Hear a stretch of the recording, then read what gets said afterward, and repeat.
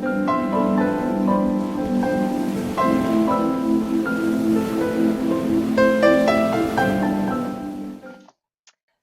and welcome to our eighth podcast. I'm Linda, and here's Mike. Hi, welcome everyone.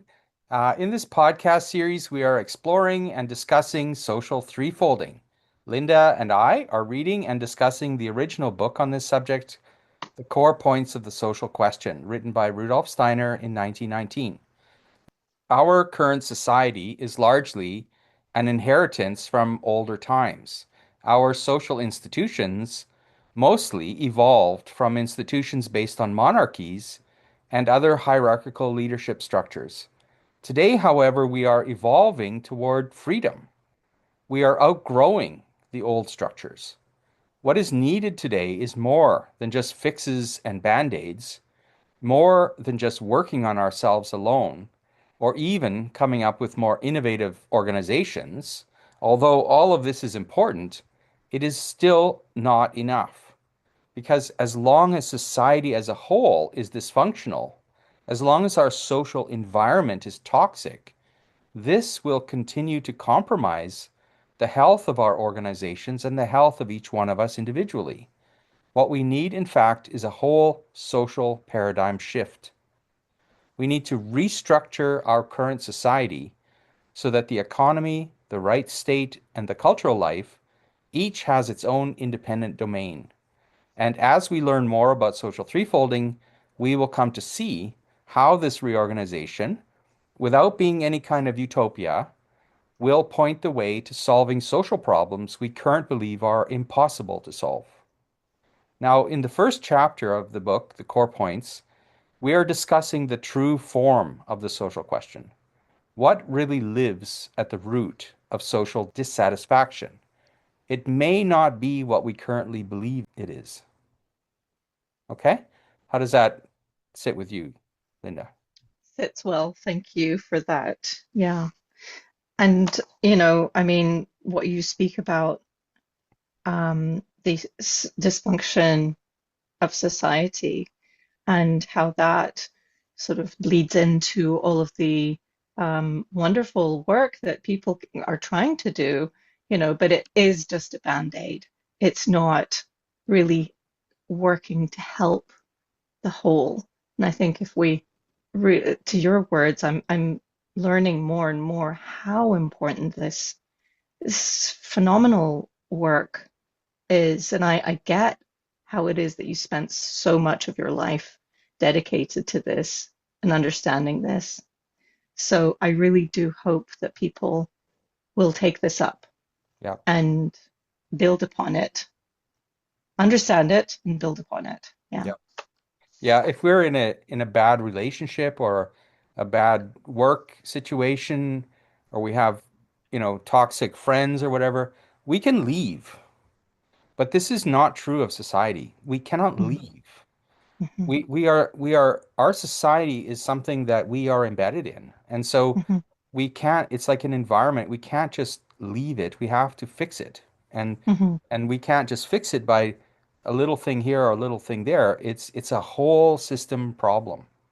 mhm, mhm, And mhm. and we need a whole system solution. Yeah, and I think that people possibly might think, oh my God, this is bigger than me. It's bigger. And it is, Yeah. quite frankly. I think that the start, as you have said, is to really deeply understand Hmm. the issues, really deeply understand, not just like, oh, is this, the economy is this or society is this, but Yeah. just really deeply understand where is all this coming from. And hopefully we can sort of hold hands and move forward in a more, like you said, not utopian, but a more harmonious and less dysfunctional way. And I think that Steiner has done some pretty damn good work.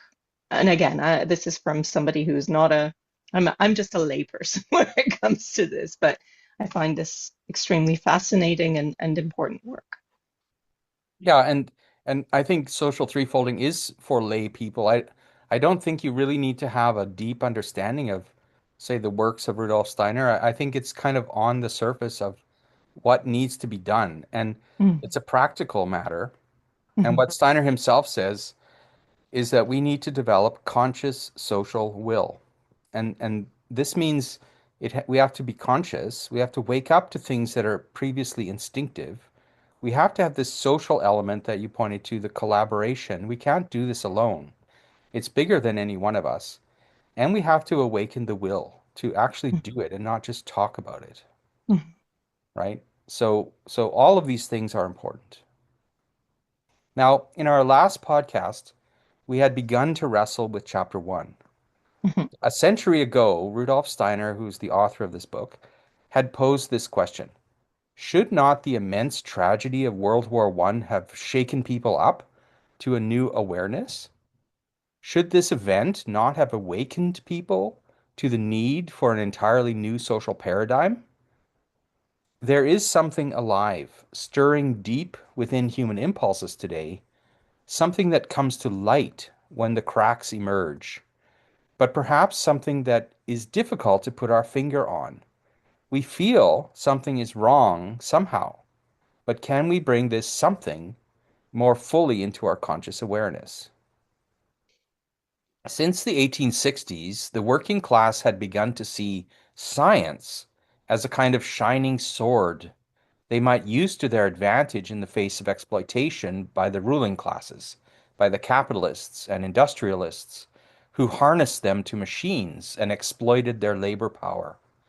The working class, that is, the left, put their faith in science as a basis for social change.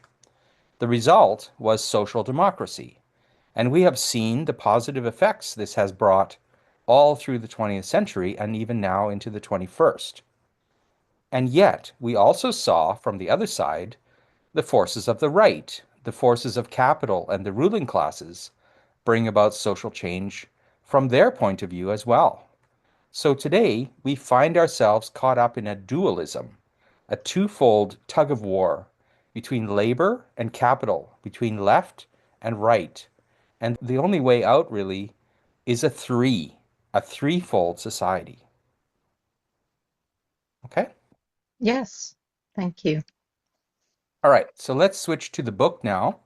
Now, last time we had read this long paragraph at the that starts at the bottom of page 25, Mhm. one expression that is often.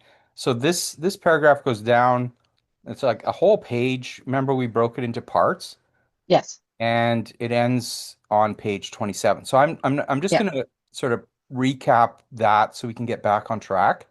Okay.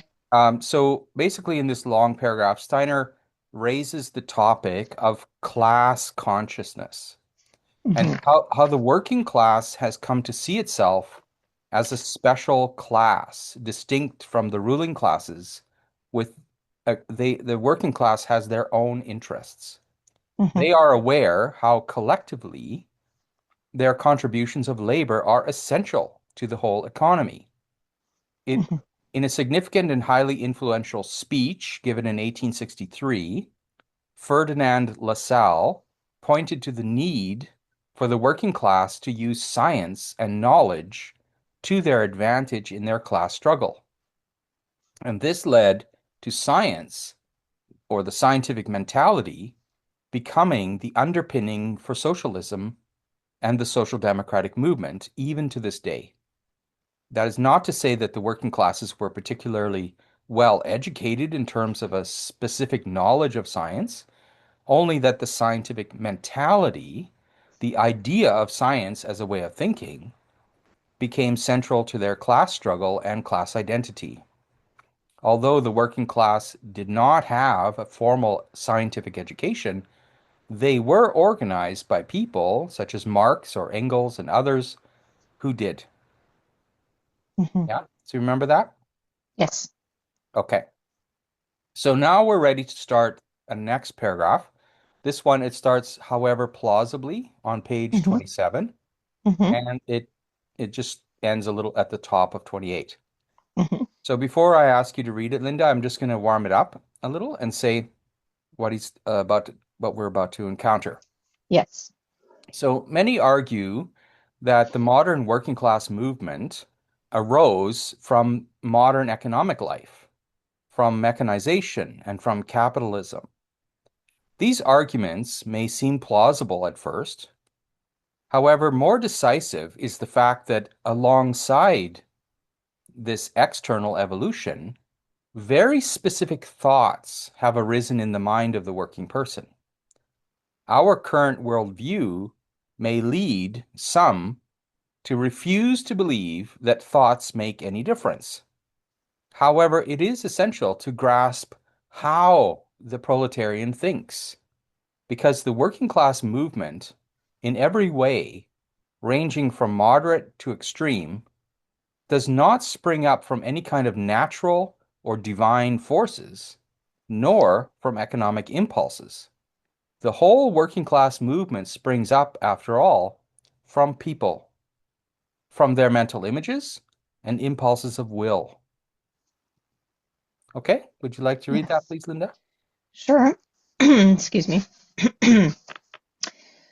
However plausibly all the arguments about modern economic life, the machine age, and capitalism may point to the factual basis of the modern proletarian movement, what decisively explains the current social situation does not flow directly from the fact that the worker has been put in front of the machine, that they have been harnessed into the capitalist order of life. It flows from the other fact that within their class consciousness, very specific thoughts have formed at the machine and in their dependence on the capitalist economic order. It is possible that current habits of thought prevent some people from fully recognizing the significance of this state of affairs and lead them to see, when this is emphasized, only a dialectical game of concepts. In response, it must be said, the prospects of an advantageous attitude towards contemporary social life are that much worse for those who are unable to focus on what is essential. Anyone who wants to understand the proletarian movement must above all know how the proletarian thinks, because the proletarian movement, from its moderate reform efforts right up to its most devastating excesses, does not come from extra-human forces, from economic impulses, but from people, from their mental images and will impulses. Okay, great. Thank you, Linda. Okay. So, did you want to, do you have any thoughts about this? Or Well, I think the main point that I'm gathering from what I understand is that he's saying we need to understand how the people think, Mhm. and that it is the mental images and the will that have created much of the um, senses, experiences, the behaviors, the thoughts that lead to impulses. I don't know. hmm Yeah. I Yeah. I think he's I think many people may believe that our thinking is not important. Like how what's so important is just, outer circumstances. But Steiner is saying that it's not only the outer circumstances. There's also an inner element to our dissatisfaction, our social situation that how we react to the outer circumstances. So our inner thinking, our inner viewpoints are actually kind of real.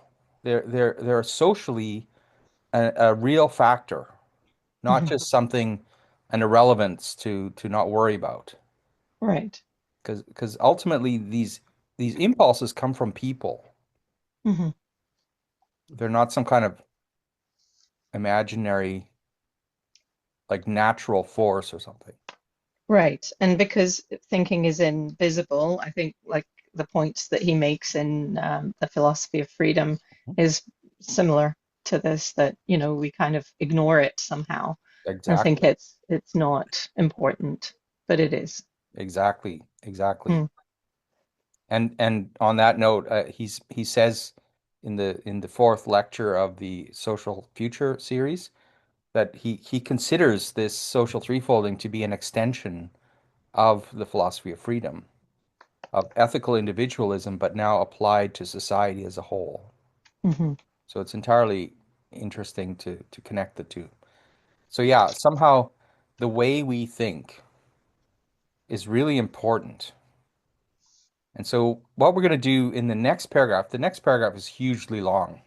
It goes on Hmm. for many pages, several pages. Oh, wow. Okay. And so I'm actually going to have us break it into four chunks. Hmm. So let's look at it, and he's going to talk about this some more. So we'll just deepen this.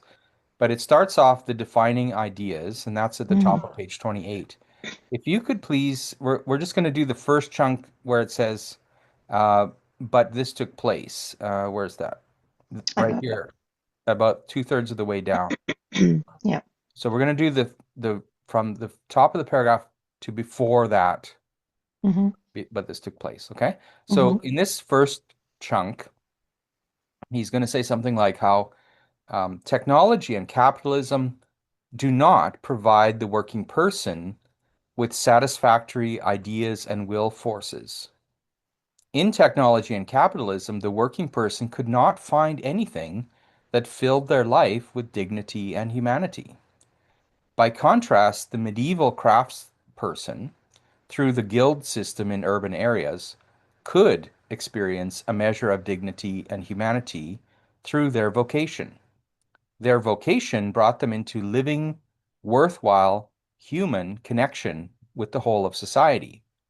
However, the modern worker at the machine, embedded within the capitalist framework, has no choice but to rely on themselves. Where can they find something to fill their life with dignity and humanity? Thus, the modern working person turned to science, to the scientific way of thinking.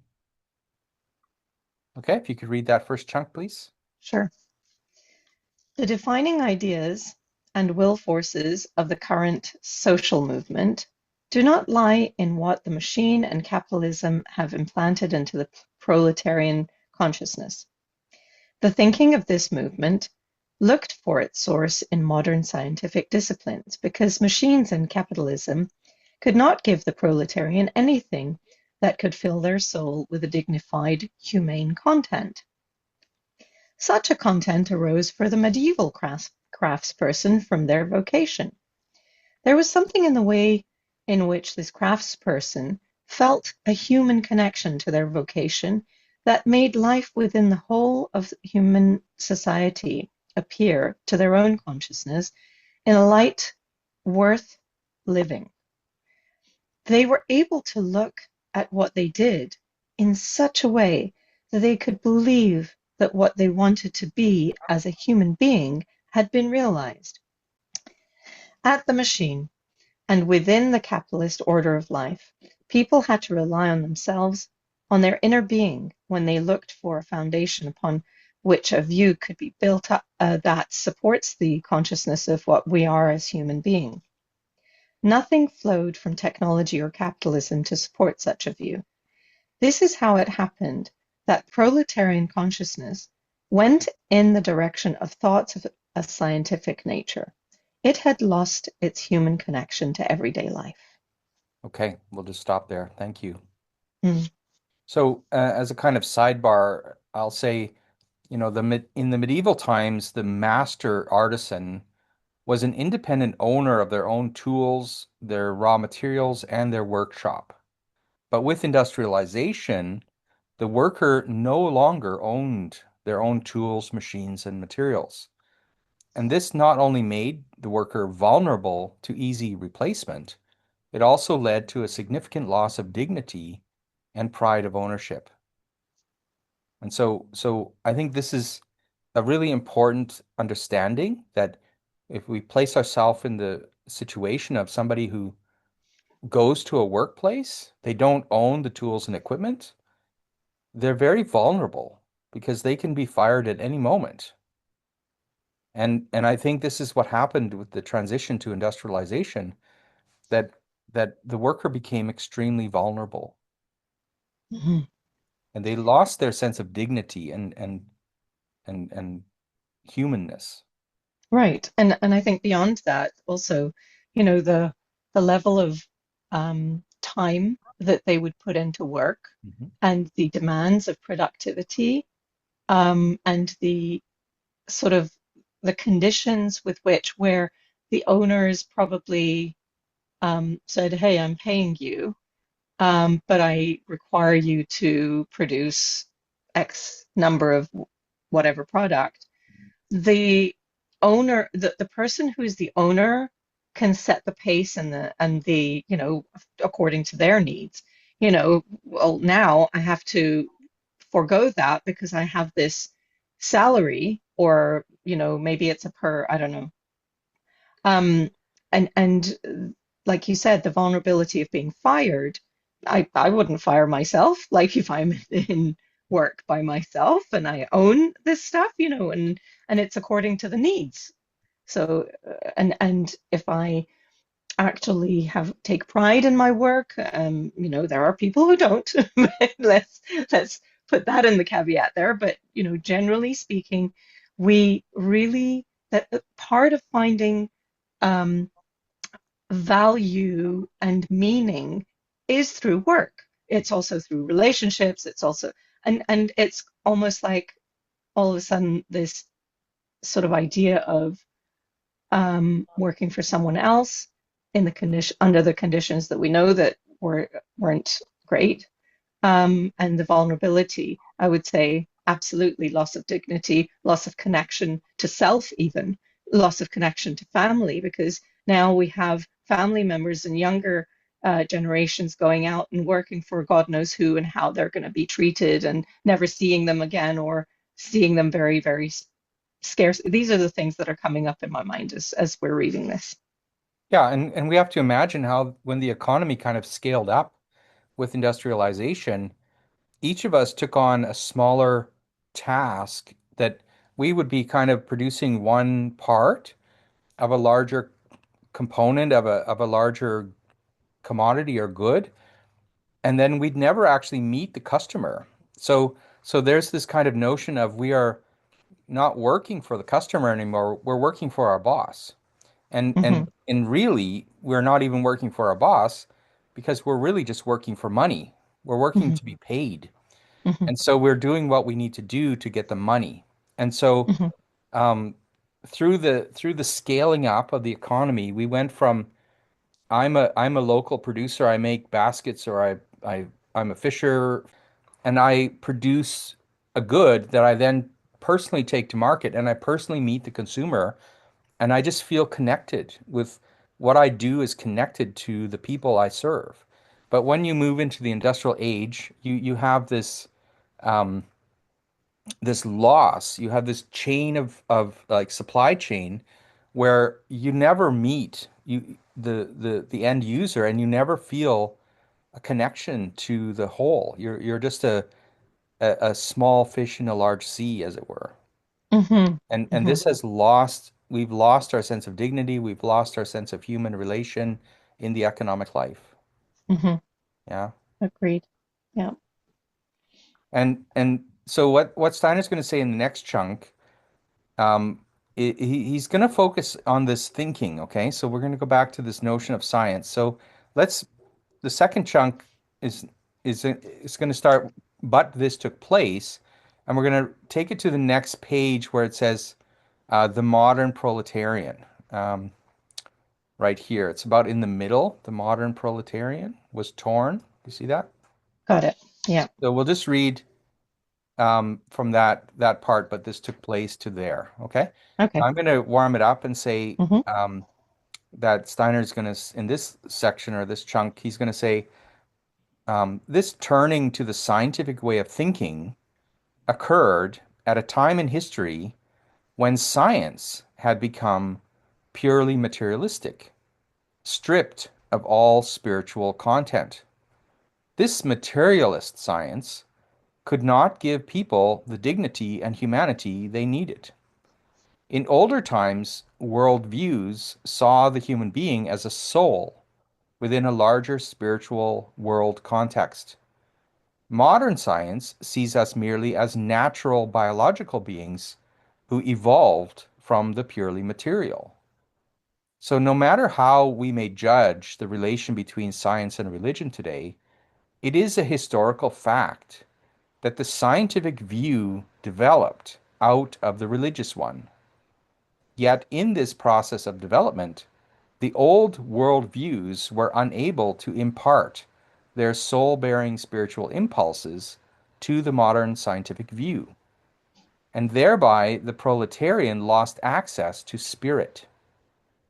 Meanwhile, the ruling classes, those who were able to hold on to their long standing traditions through the circumstances of life itself, had no need to seek out a new way of thinking. Okay? Hmm. So, would you read that, please? Yes, sir. Okay. But this took place at a time when the leading classes of humanity were striving toward a scientific way of thinking that no longer had the spiritual momentum to lead human consciousness to a universally satisfactory content according to human needs. The old worldviews placed the human being as a soul into a spiritual context of being. To modern science, we appear as natural beings within the bare natural order. Modern science is not experienced like a stream flowing into the human soul from a spiritual world, a stream that carries the human being as soul. If we look at historical evolution without bias, no matter how we may judge the relation between religious impulses and that which is related to these, namely the scientific way of thinking of modern times, we will have to admit that the scientific imagination developed from the religious one. Yet the old worldviews, based on religious substrates, were unable to impart their soul-bearing impulse to the modern scientific way of thinking. The old worldviews placed themselves outside this way of thinking and lived on with a content of consciousness to which the souls of the proletariat could not turn. To the leading classes, this content of consciousness still remained something valuable. It was connected in one way or another with their situation in life. These classes did not look for a new content of consciousness because their traditions still allowed them to hold on to the old one through life itself. Okay, thank you, Linda. So this, maybe I'll add a few sort of little bit of color commentary to this because I don't know if this is very familiar to people, the history of how science really evolved out of the religious worldview. So we have to sort of look back in history. Um, in ancient times, maybe Greece, going through the Islamic Golden Age and culminating in the scientific revolution in the first centuries of the modern period, we had something called natural philosophy. This developed as a study of nature and the physical world. So people like Ibn al-Haytham, Copernicus, Roger Bacon, Galileo, Isaac Newton, and many others contributed to the development of a method of inquiry into physical nature that became increasingly independent of the religious worldview. By the 19th century, what was previously called natural philosophy gradually became something highly materialist. Instead of divine explanations, focus shifted to natural, self-sufficient processes. And I'll give you a few examples. In the late 1700s, Pierre Laplace, who was building on the previous work by Immanuel Kant, basically developed the nebular, we could say, dust cloud hypothesis of solar system formation. You know, the idea that our solar system was originally just a cloud of dust and it slowly evolved into the planets and the sun and so on. So this was Oh, a hypothesis that was took the divine idea of the creation of the world and made it into something materialistic, right?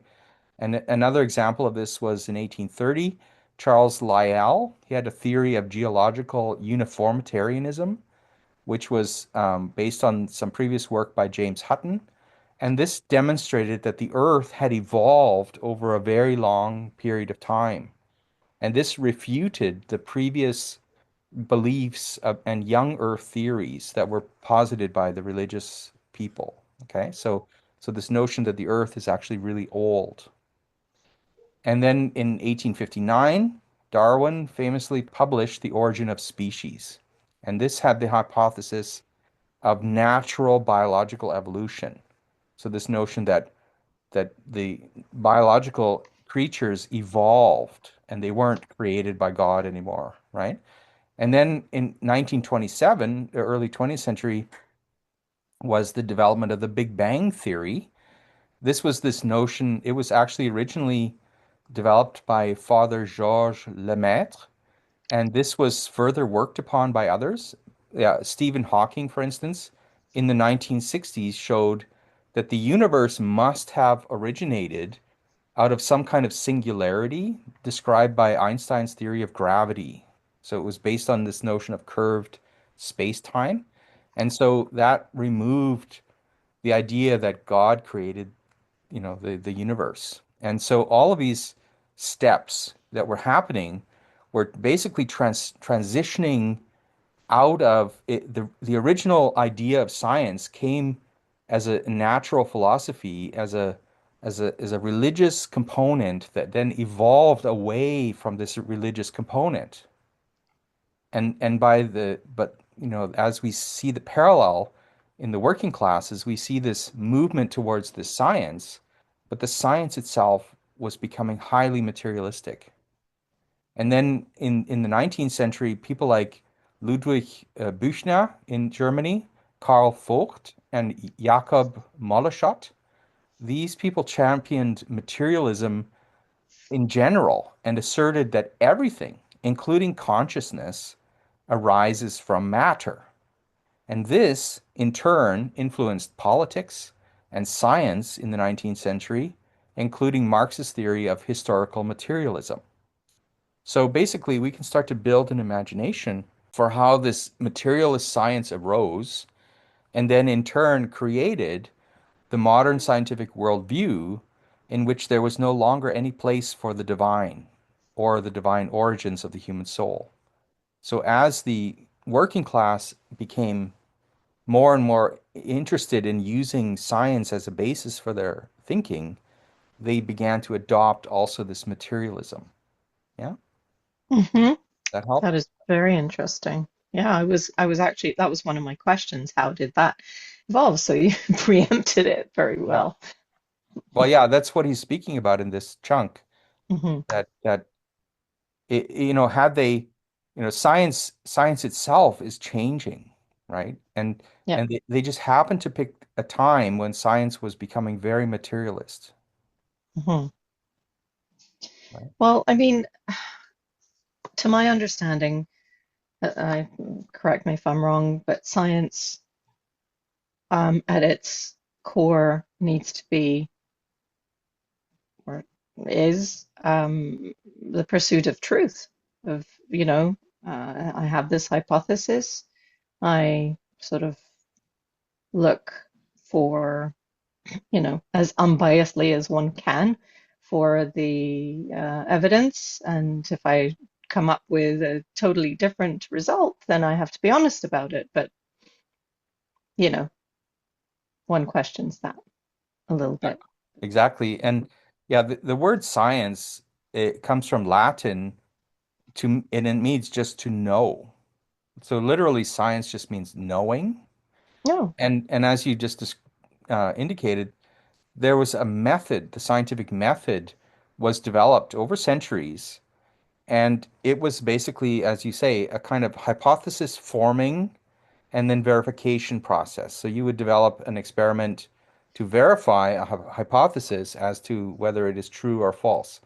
And Hmm. so you would design the experiment to prove or disprove a given hypothesis.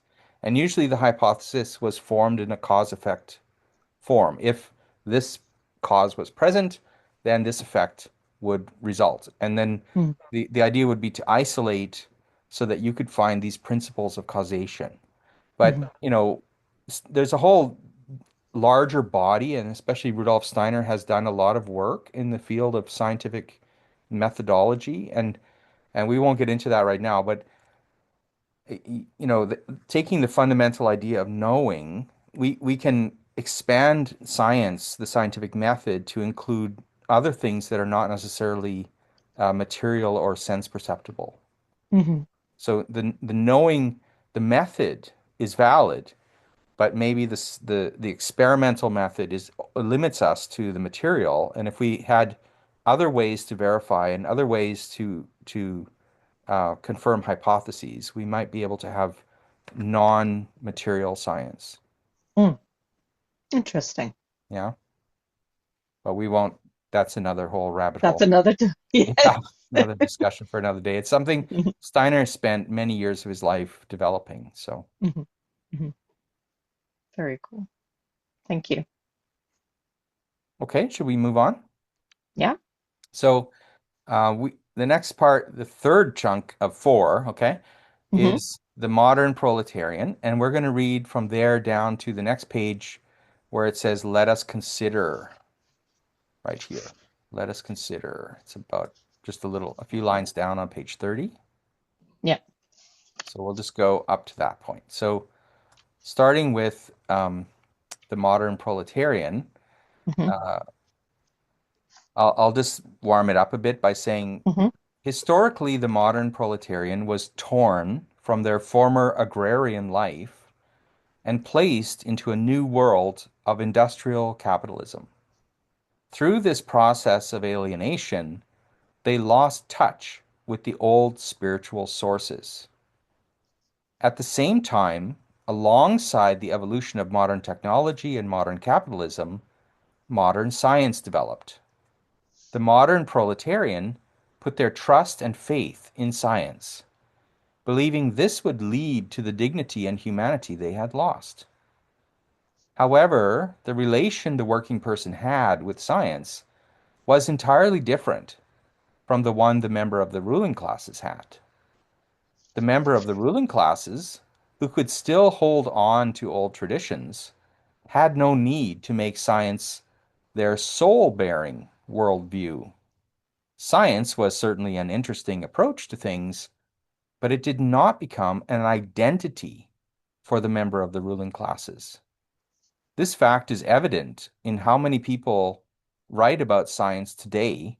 People are certainly imbued with the scientific way of thinking, but this exists alongside their traditional identity as a soul within a spiritual world order. Okay? Hmm. Start reading that. Sure. The modern proletarian was torn out of all their old contexts of life. They are the human being whose life was placed on a completely new foundation. For them, along with the withdrawal of the old foundations of life, the opportunity also vanished to draw from the old spiritual sources, sources that stood amidst the regions from which they had been alienated. Simultaneously with modern technology and modern capitalism, in the sense we can say these major world historical currents were simultaneous, the modern scientific mentality developed. To this, the trust and faith of the modern proletariat turned. It looked to this scientific mentality for the new content of consciousness it needed.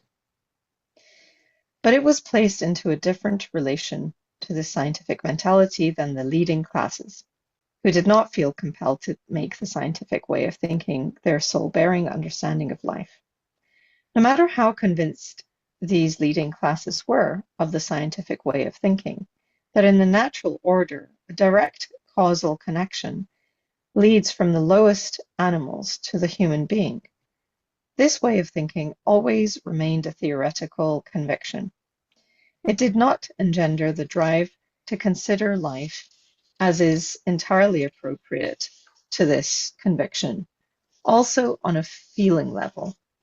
The natural scientist Vogt and the scientific popularizer Buchner were certainly imbued with a scientific way of thinking.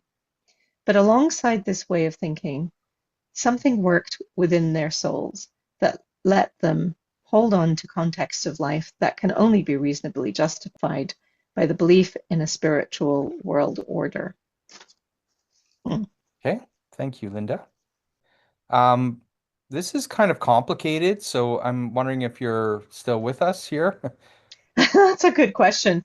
I mean, I get that the modern proletariat was disconnected, taken out of their context and disconnected and put into a place where they really needed to find some kind of connection, and they felt that science was there, the connection that they felt might give them meaning, certainly. Mhm. Um, and I don't understand it yet, but for some reason, the ruling class didn't feel that they needed. I mean, they probably weren't plucked out of their contexts. That might be one thing. Um, but I'm sort of interested in understanding it deeper. Yeah, they held on to their way of life. They made it even better, more opulent because they had people that they could, you know, that could make it bigger and exponentially bigger. Um, so yeah, I can't wait for your explanation here. Yeah, it's something like I think what he's saying is the ruling classes, the wealthy, the military, the industrialists, they maintained a more traditional way of thinking. So they would maybe, let's say for instance, they still belong to the church. They would go to church. They would continue to live in their beliefs about God, and let's say for example, they would study the Bible, for example. And then they would study science, but science is more like, like a method, something, it's a curiosity for them, a kind of hobby. And many of the ruling class or the wealthy class were actually scientists. They did a lot of inventions during this time, but they would kind of be like scientists on some of the days of the week, and then on Sunday they'd go back to their traditional way of thinking. And they weren't really torn out of their contexts. They were able to stay within their feelings and beliefs, and that they didn't feel that science was challenging it. They just thought of it more like a curiosity that they learned in school and that they found to be kind of useful, right? But Hmm. their identity remained traditional. And if you look at the wealthy today, I think that's still largely true, although maybe it's evolved a little more. There's a little more atheism and so on. But there's still a strong traditional element to the wealthy classes today. Now, on the other hand, you had the agrarian workers, the farm workers, who during the Middle Ages, who were serfs, they lived within the same medieval consciousness in medieval times of a religious worldview. They saw themselves as being part of God's creation, let's say, and they had their role to play, and they were humble about it. But then industrialization came along and it literally took them physically out of the farms and into the cities. And and there was no kind of bridge. It was like really literally being torn out, and they felt really alone. They didn't own anything anymore. They were literally made to work all day, and they lost touch with this their traditional way of thinking. And so they turned to science right at a time when science was becoming extremely materialistic. And so they became materialists. And to them, science wasn't just a hobby, wasn't something they learned in school. They actually didn't learn it in school. To them, it was an identity, a way of seeing themselves.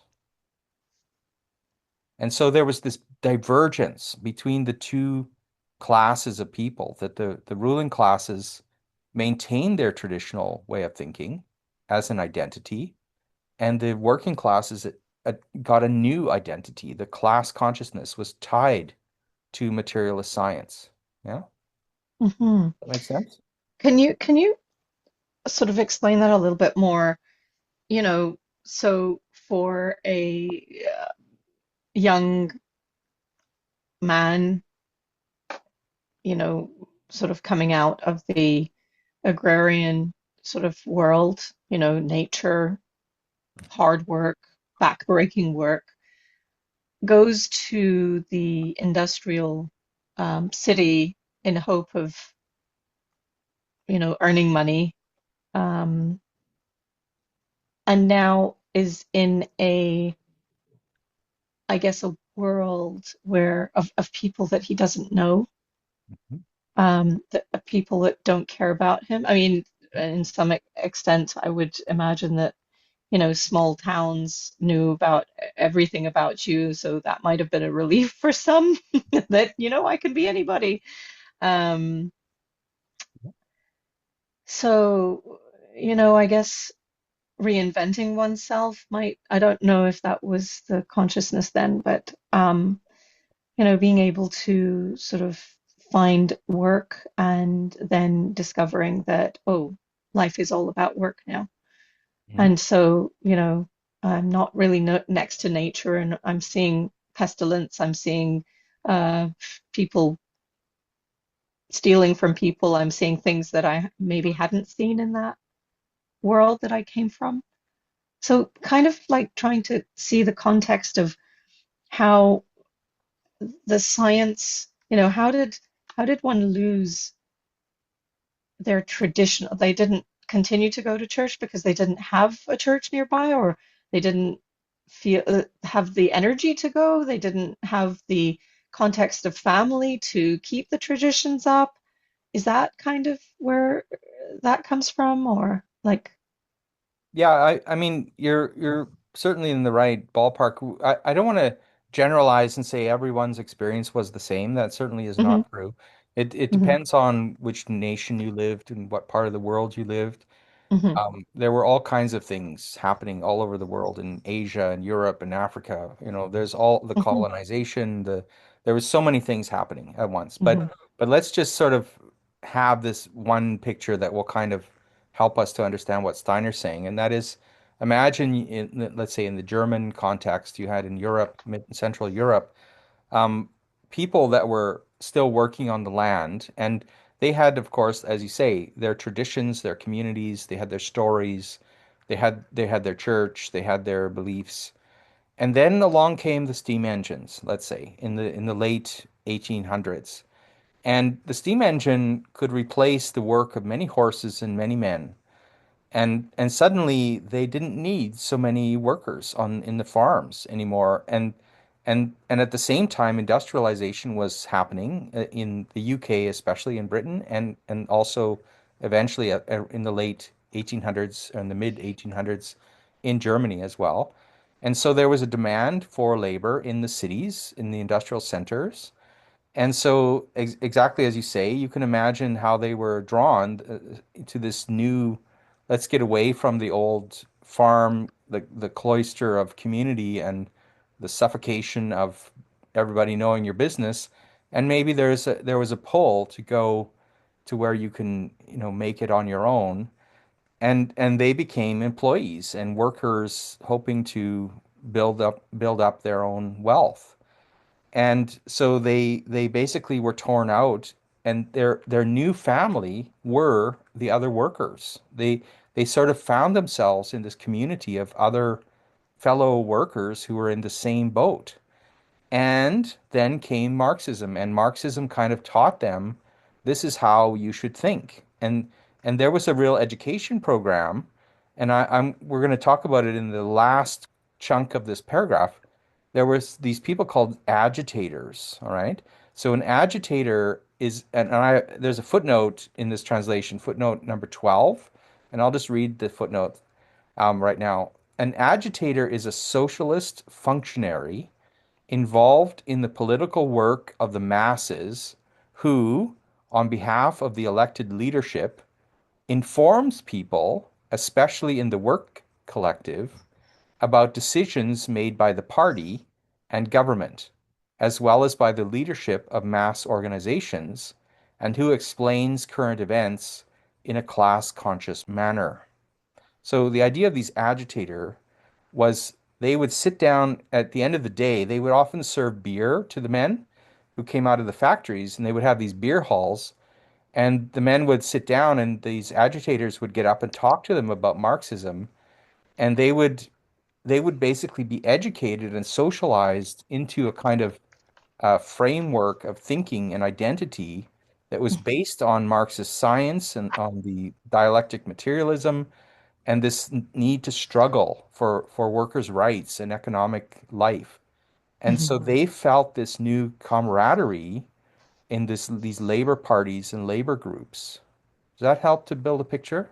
That really does. Thank you. That grounded it for me because Okay. I can also see it now today in the Yeah. political arena.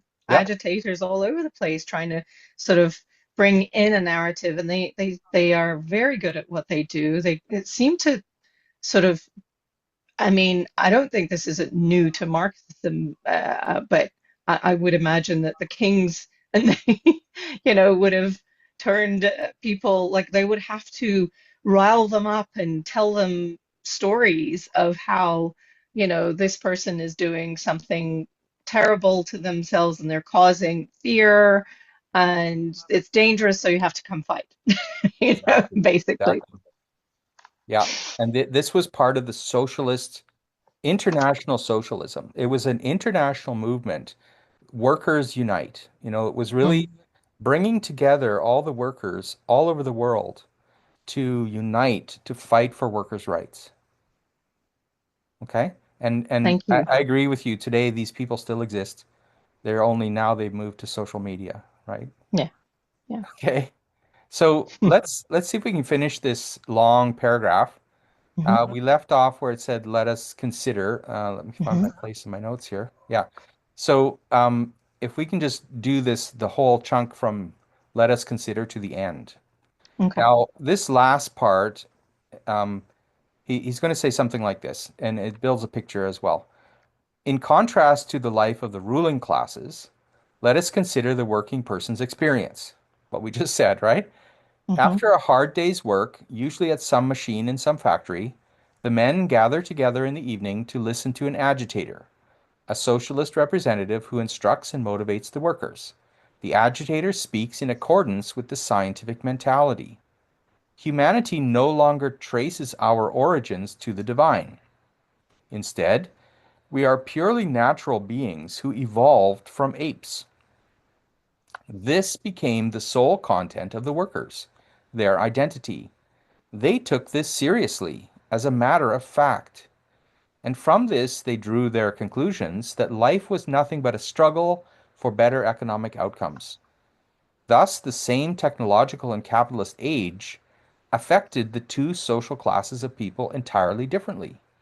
The ruling classes sought to integrate scientific advancements into their existing value system, whereas the working class experienced a loss of dignity and humanity. And the only thing they saw as offering any hope was the scientific way of thinking. So if you could read that, Interesting. please, Linda. Yes, yes, absolutely. Let us consider without bias how differently the scientific mentality affects someone who is anchored in such contexts of life with their own being, compared to the modern proletarian whose agitator appears in front of them and in the few evening hours that are not occupied by work speaks in the following way. In the modern period, science has driven people out of believing they have their origin in spiritual worlds.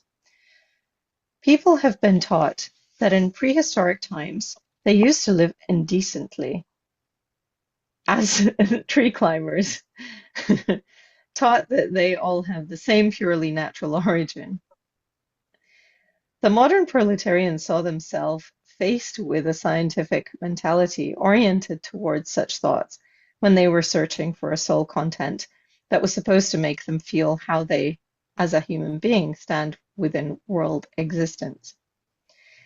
They took this scientific mentality completely seriously and drew from it their conclusions about life. The technical and capitalist age affected them differently than it did members of the leading classes. These latter members stood within an order of life that was still shaped by soul-bearing impulses. They had every interest in incorporating the accomplishments of this new age into the framework of this order of life. The proletarian was psychologically torn from this order of life, which could not give them a feeling that illuminated their life with a dignified, humane content. The only thing that could make the proletarian feel what they were as a human being was what seemed to emerge from the old order of life endowed with faith awakening power, the scientific way of thinking. Okay, thank you, Linda. This last sentence is the kind of clincher. He's saying that the only thing the proletarians felt that they could what would make them human was what they could get from the old order, and that was science. It was like their only connection to the traditional way of thinking. But Mm, it just happened to be at the same time that this same thread was hollowed out and turned into a materialist view. And so it was kind of emptied of its spiritual content. And so they ended up holding on to this lifeline to the old that was emptied of spirit. mhm, And Steiner is saying in this chapter essentially that this is actually the true form of the social question.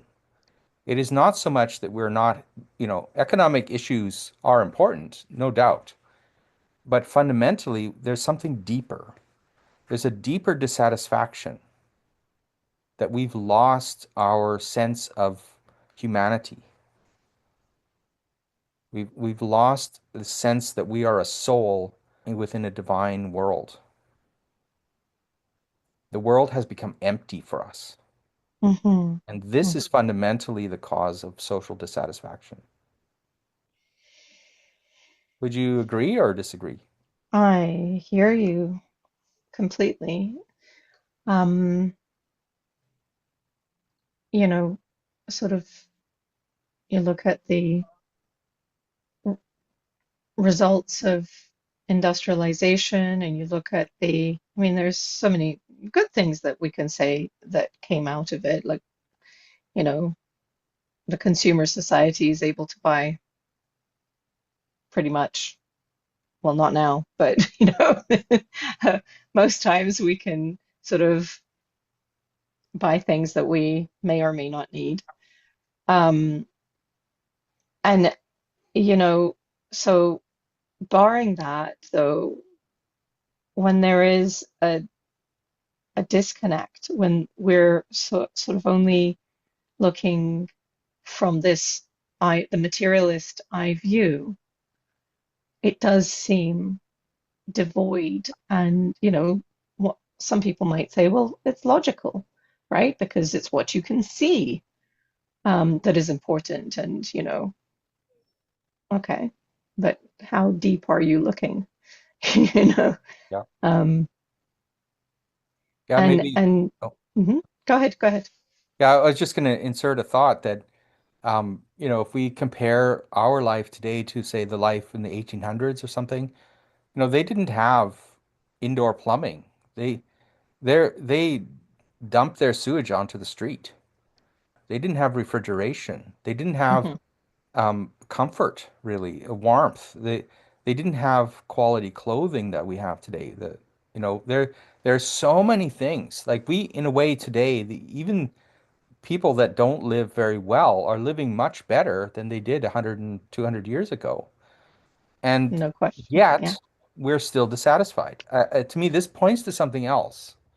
That Hmm. that even if we're all super wealthy, I don't think we'd all be super happy Hmm. necessarily. I mean, sure, it helps, but it just becomes the new normal, and then Hmm. there's a deeper underlying dissatisfaction there. Yeah, absolutely. And I mean, totally, you hear this when people are striving and they're working to reach a particular level of comfort. And when they reach that comfort, there is that sense of dissatisfaction. Exactly. What did they sacrifice along the way? They, sold their soul, didn't keep up friendships or relationships, perhaps. Maybe they did. Maybe they've kind of dug in and worked really, really hard, in their 20s, 30s, 40s, and now in their 50s, they're looking back and going, what the heck was all this for? Right? So I feel like a bank machine kind of thing. And it's kind of like the sense is slow down and really, really recognize that it isn't just the material. right? As human beings, we really have some sort of connection to something that maybe we can't name, but certainly, there is a name for it. There are several names. Um, and when we lose our souls, like, I mean, we have these sayings like, oh, you sold your soul, kind of thing. Um, why do we have that? Because, you know, we can work as hard as ever. We can own as much land, as much, as many things as is possible. And, I still have to sort of argue that where is your joy if you don't have connection Yeah. to, you know? Yeah. Yeah, I don't want to glorify the old religious past, but at the same time, we don't know what we don't know. So we don't really know what we don't experience nowadays in this disconnect between ourselves and the sort of divine nature of the world, we'll say. I don't know if that's appropriate. Hmm. Hmm.